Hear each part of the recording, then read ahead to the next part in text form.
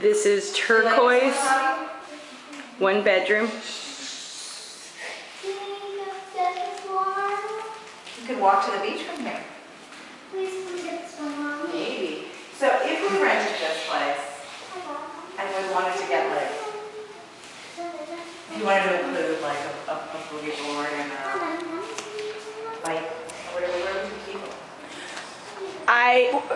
Does it say on there about parking? I would assume that there's at least 1 spot assigned. There it is.